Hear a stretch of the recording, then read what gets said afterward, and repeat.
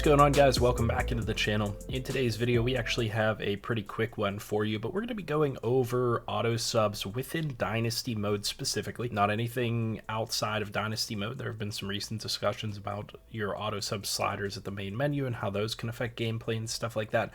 I'm specifically just telling you what my recommended settings are for auto sub sliders within Dynasty Mode specifically, independent out of all that other stuff, how to influence your players to sub out at the appropriate times and how to sub in at the appropriate times if you want to actually see proper player rotation. Now, whenever you jump into your auto subs within Dynasty Mode, which is actually relatively easy to get to, it's under your team page and then you just go to auto subs, you're going to see this pop up for you: 80-70 for everything and 80-60 for offensive line. And then kind of similar on the defensive side of the ball, some 80-60s, some 80-70s. This is different than what they've had in the past within Madden games, so I'm actually kind of surprised. So it's actually kind of important to note that this is operating differently than the basis of what we've operated with in the past. And so we don't have to adjust things in any crazy way. We just have to make some minor adjustments to get us to where we need to be. They have quarterback sub in and sub out exactly where we would recommend putting it, at 1 and 0, which is the lowest it can go, so that your quarterbacks don't sub out of a game. Running backs, I would typically recommend turning up further so that they rotate out quicker. This is one of those positions, as I say every year in every one of these videos that I make, that gets tired pretty quickly and can cause fumbles for you if you are operating with tired players at this position. So you want them to sub out sooner before they get super tired, and you want them to be able to sub back in relatively quickly. They don't have to recover a whole lot of stamina or fatigue to be able to get back into the game. At the wide receiver position, we do play on 80-70. It's actually kind of funny to see where these are based at, because I think that somebody over there base set these to where they're at in some of the videos that I've made in the past for Madden. I don't know if they got the information from me. I don't know if they got it secondhand from somebody else. I don't know if they tested it and developed the same information that I ended up developing. But 80-70 is generally a pretty good point for a lot of these positions. Fullbacks and tight ends, I recommend turning up to 85-75. We need to get them rotating a little bit more than typical. And the reason receivers are staying at 80-70, which is the lowest of these so far, is because receivers don't rotate out a whole lot, but they do rotate out on occasion. So they generally have pretty high stamina. They don't fatigue out quite as easily. So that's kind of why they are where they are. And then on the offensive line, I recommend adjusting this from 80-60 to 80-70. That's a pretty good jumping off point. If you have good depth on your offensive line, you could go 85-75. I know not a lot of teams have that type of depth, especially in college football, especially in a dynasty like this where I'm playing as Baylor.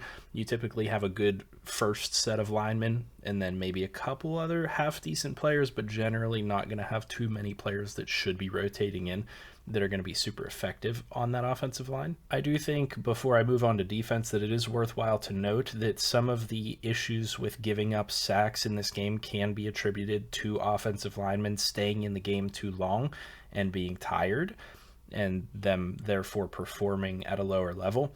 However, there are obvious glitches and things within this game. There are obvious linemen just not blocking within this game, so that's not me saying that that's a cause for all of the issues, but you can help yourself out a little bit by turning these subs up a little bit for the offensive line. And the inverse could also possibly be true. If you don't have any depth players at all on the offensive line, you could hurt yourself and give up more sacks by subbing players in, so keep that in mind. On the defensive side of the ball, we are sticking with 80-70 on the defensive line for D tackle and defensive end. Linebackers will be a little bit different. We're setting linebackers at a pretty similar number to what we did with running backs. Not quite exactly there, but we're going 85-78 as a pretty good rotational ability for linebackers, because again, that's another one that can impact you heavily if they're tired, and they do get tired rather quickly in comparison to other defensive positions. And then to round this out, we're just going to match our receivers with our secondary at an 80-70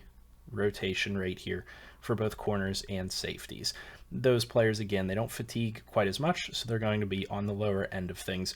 One that I might play with a little bit would be turning up the defensive auto subs, turning them up to 85, 75, but realistically you can kind of get away with that 80, 70 range, and it appears to work really well. I've never really had any issues with it so far on this game, and to be honest with you, because they have adjusted the base auto subs within College Football 25, it's not like that pressing of a need that you guys need to jump in here and do this first thing within Dynasty Mode. It's not like Madden Franchise Mode where they're all set at a terrible number and you have to go in and adjust it yourself to get any type of rotation whatsoever. So it is helpful, at least in that regard. And if you want detailed information on specifically what each of these means, it is very, very straightforward. They're all exactly the same.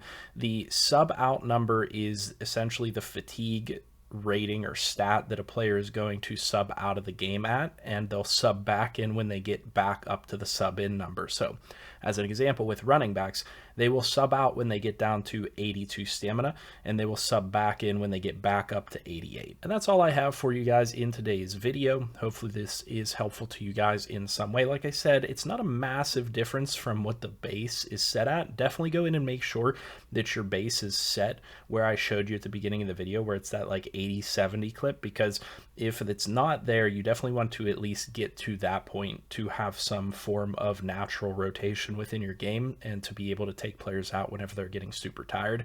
Regardless, though, I do hope that this was helpful to you. If it was, leave a like, comment, and subscribe. I'd be curious to hear down in the comment section below your takes on auto subs. And I know there's been some discussion about auto subs at the main menu actually affecting gameplay more than gameplay sliders themselves. So I would be curious to hear if there are any more takes on that down in the comment section below. I've looked into it a little bit. I haven't seen any conclusive results that specifically changing those types of things at the main menu really alters gameplay that much, but I don't think I've tested it to a substantial point that I can render a verdict on that one way or another. So anyway, leave that feedback. As always, I'll see you in the next video, and I hope you have a good one.